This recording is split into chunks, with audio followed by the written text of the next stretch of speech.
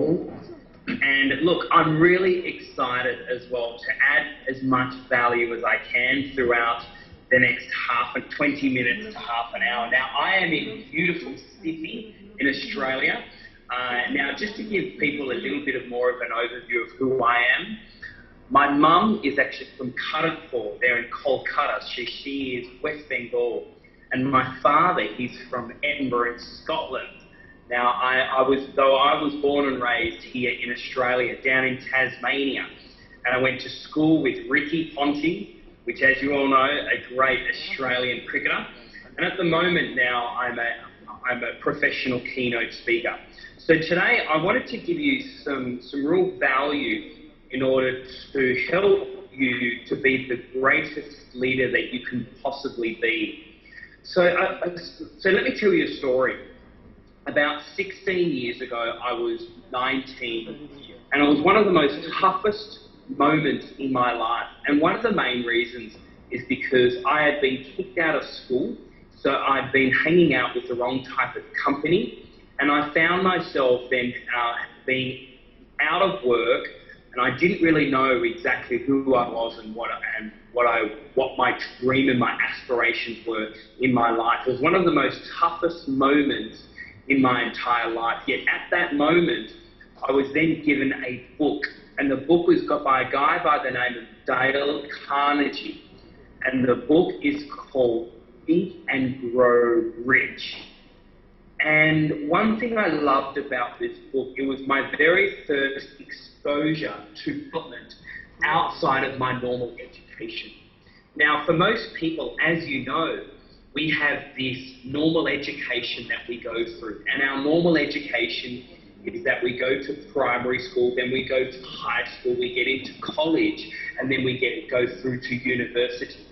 But one thing that has inspired me is ongoing education, ongoing training and development, and particularly also in my personal life and my psychological life as well.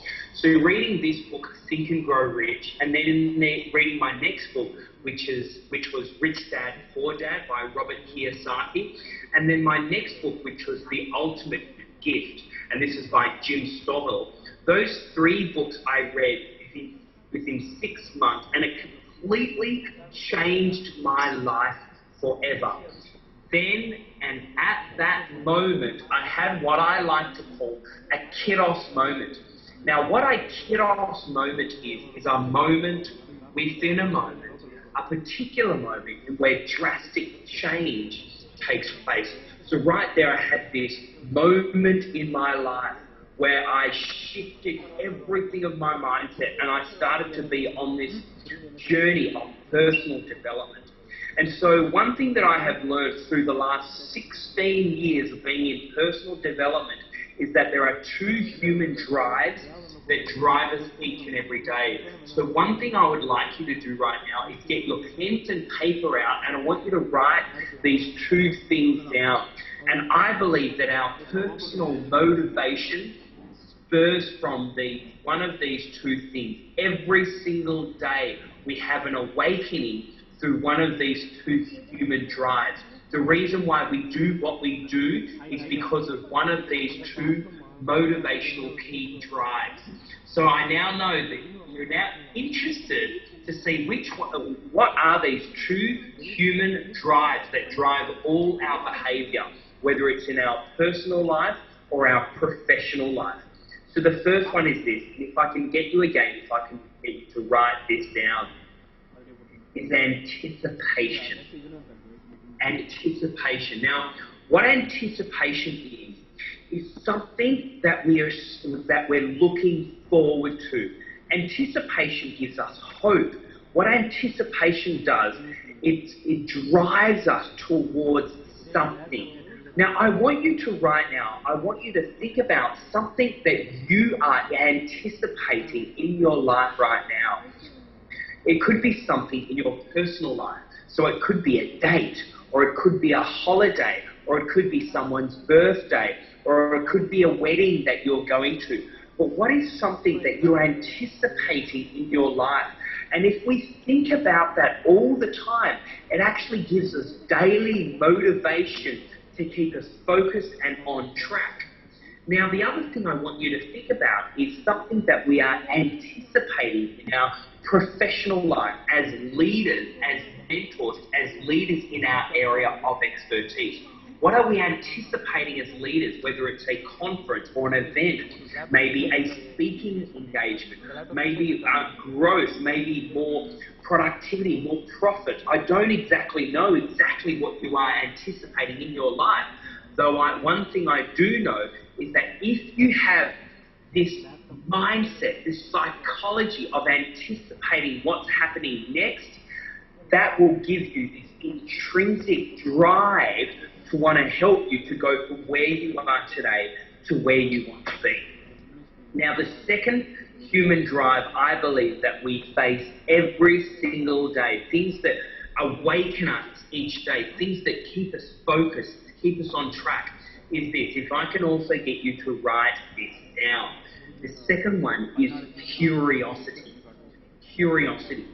I want you to really think about what is something that you are curious about. It could be curious about listening to a presenter on the screen in Australia, in Sydney, in Australia. It could be curiosity towards seeing what something is like if you're about to try something different, if you're about to create or innovate within your team, within your organization. What is something that you're curious towards? Because I believe is that we as human beings, we have two driving forces. One is anticipation and one is curiosity. So I remember just a few years after that moment, 15 years ago, of reading these 3 books, is that's when I had this major car accident. It was a vehicle accident. The police said it was a 206-kilometre head-on collision with a semi-trailer truck. And it was my fault. I fell asleep at the wheel, and it was a 206-kilometre head-on collision. As you can see, I now have this very cool bionic arm because my arm was ripped off in the car accident. I was also pronounced dead at the scene for over 3 minutes. I was then on life support for an entire week, in hospital for 5 months, and then in a wheelchair for an entire year. The police then said I'll never be able to walk ever again. I'll be in a wheelchair for the rest of my life. However, today I proved them wrong. I am walking. And the main reason is this, is because I had these 2 human drives that have driven me towards who I am today. And the first one there, again, is anticipation. I needed to make sure that I was anticipating a positive future rather than a negative future. I was anticipating what could go right instead of what could go wrong. I was anticipating the possibilities for my future instead of anticipating the impossibilities towards my future.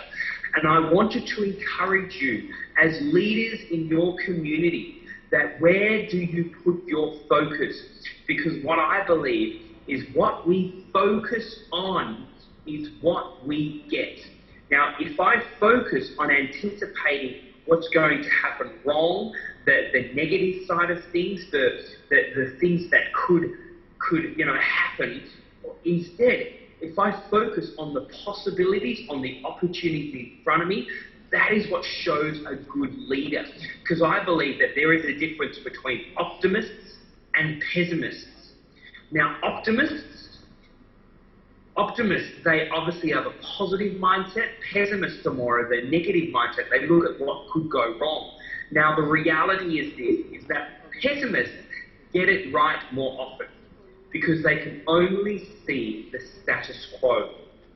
So pessimists get it right more often because they can only see everything in its current form, whereas optimists are the only people that can change the world because they can see the way the future can become.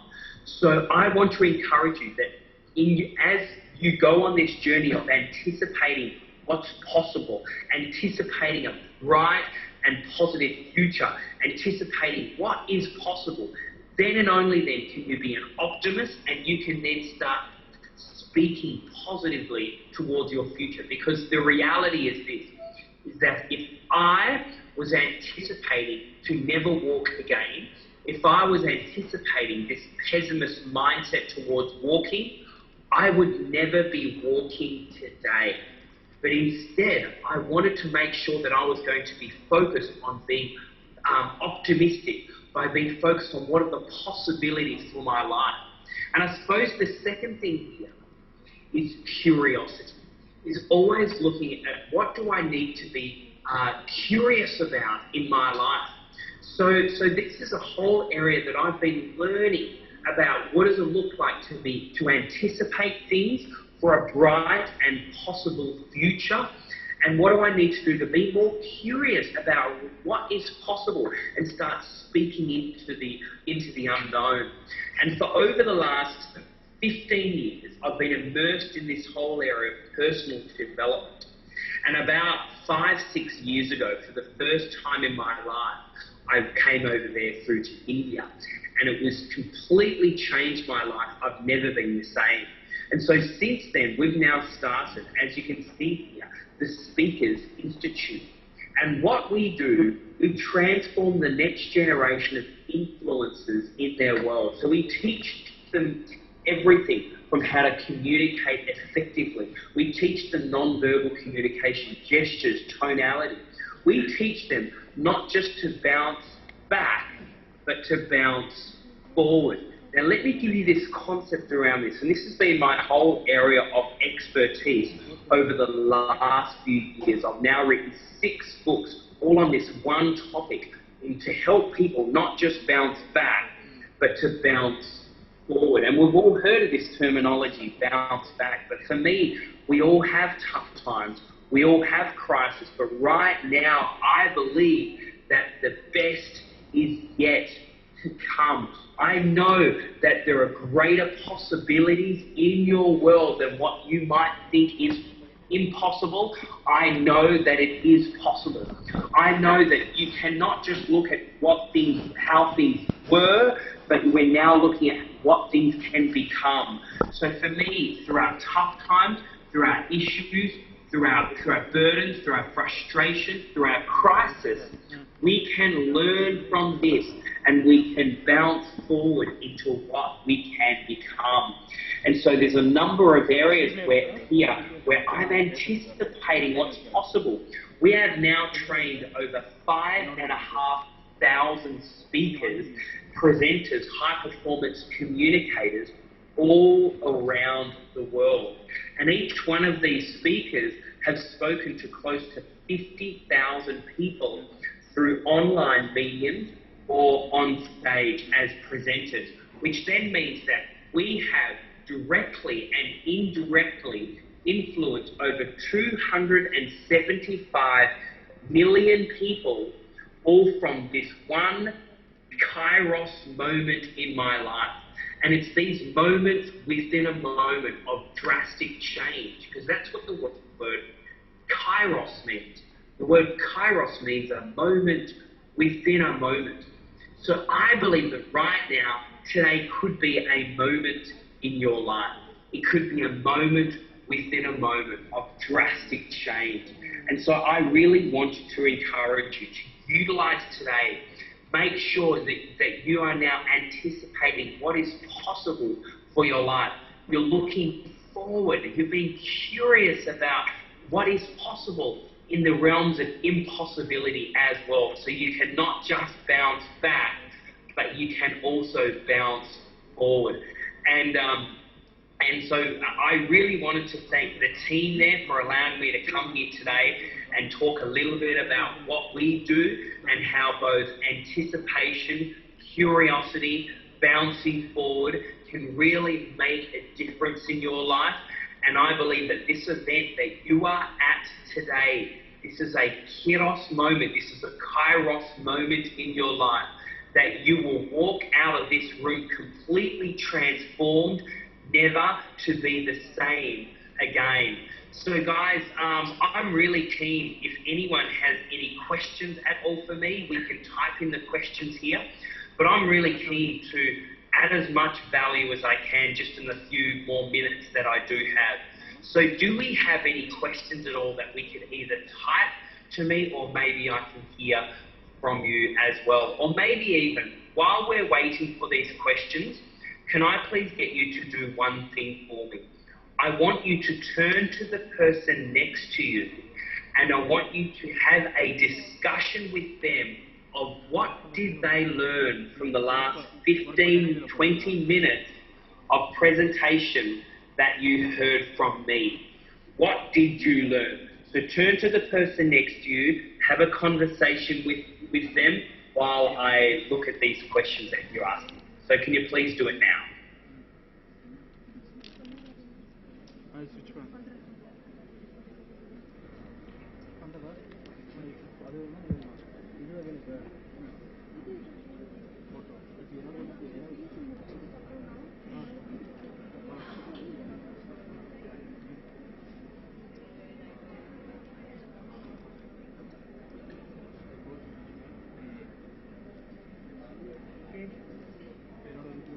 Hello, Sam. Can you hear me? Hello, Sam. Can you hear me? Yeah, good morning. Yes, I can. Good morning. Yeah, fine. Sam, you said that bounce back and bounce forward, is right? Yes. In some situation, we can't bounce forward. So we have to stay until the situation comes for us to handle over it. So what do you think about these things? Such a situation. Can you just say that again? Just say just the short bit of that question. Just say that once more time, please. Sam, you said a bounce forward and bounce backward, okay? In some situation, Yes. we can't bounce forward. We have to stay until the right fish comes.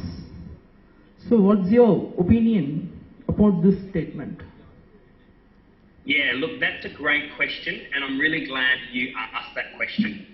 So for me, bouncing forward is more of a psychological aspect to it first and foremost before it actually comes into action.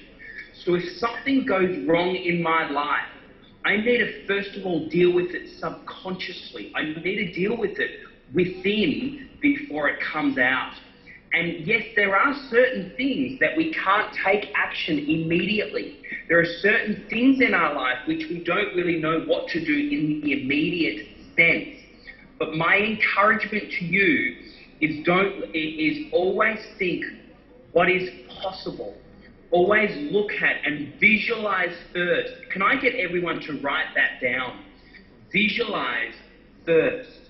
And that way, we're looking at our mindset to bounce forward before we start taking action. And so, for me, it's not about going backwards. And for me, I've never, ever, ever had a situation where I might have a tough time or a crisis or a problem or an issue or whatever that might be, where I had to then go exactly the same place backwards to where I had been before that crisis hit. Because I want to make sure that in every adversity, every problem, every crisis, I learn from it. I want to make sure that I learn from everything. Because if I don't learn, then the same thing will happen.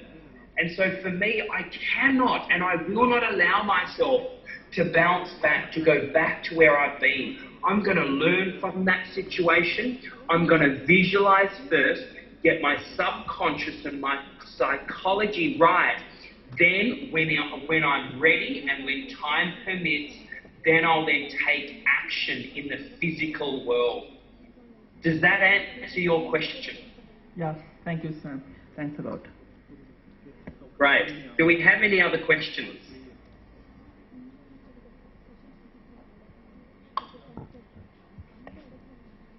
Hi, Sam. And my question to you is, as a student, all of us face positive sides. So people who face negatives will want to know, will want to anticipate more and know more. So as a student, we are already happy and we face only positives.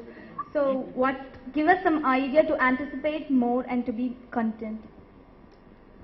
Yeah, great question, and I wanted to acknowledge you for that question. Look, I think the reality is that we all face negative times. We all have tough times, whether it's in our personal life or our professional life. We have tough times with our family. We have tough times in our relationships. We have tough times in things that are going on in our personal life. And it's also exactly the same in our professional life. We have tough times in the economy. We have tough times as a student or as a business person. We have tough times no matter what. We all have these, we make mistakes and we have these problems.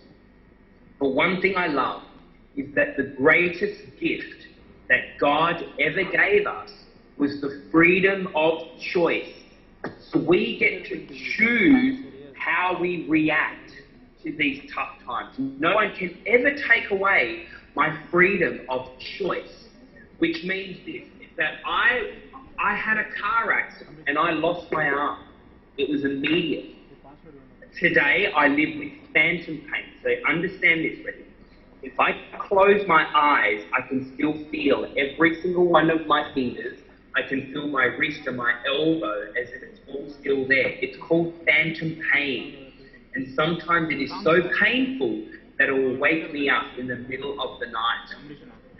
But again, there is a thing which is called cognitive disassociation, which basically means this: what you focus on is what you get. What you focus on is what you get. So I can focus on my mistakes, on my problems.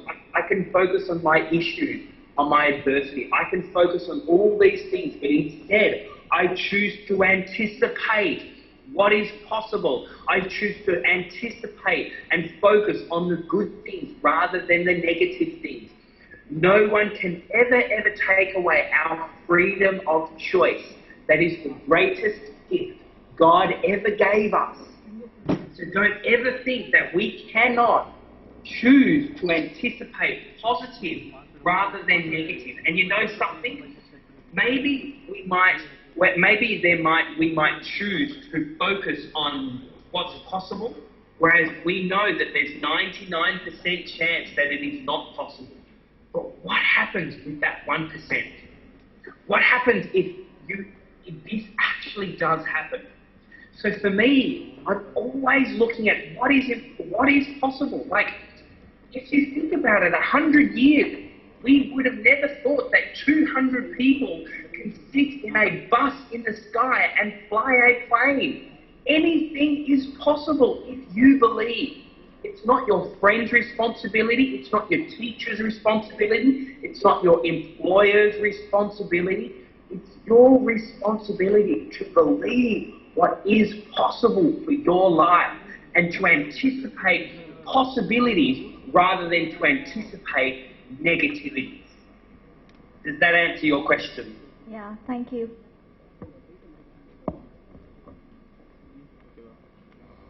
Please, I have time for 2 more questions if you would like. Hello, Cawthorn. Hello. So my question to you is, like it is said that practice makes a man perfect, but in spite of practicing from the day one, when it comes to situation, we are frightened. So how to overcome such a situation, or how to keep ourselves self-motivated? Yeah, okay. So look, great question. And look, the reality is that every single high performer, every single successful person, every single person that has achieved great and significant things have also had to push through those scared times, have also had to push through those failures, those times where we feel like giving up, those times where we feel fearful about the possibilities. So again, my encouragement to you is we all go through tough times. We all get scared and we all are fearful. But for me, it's purely based on mindset. Now, my encouragement to you is this: if you personally, as a human of society, if you personally get scared or get fearful towards something, I want to encourage you to get a coach or a mentor that will help you navigate through these tough times.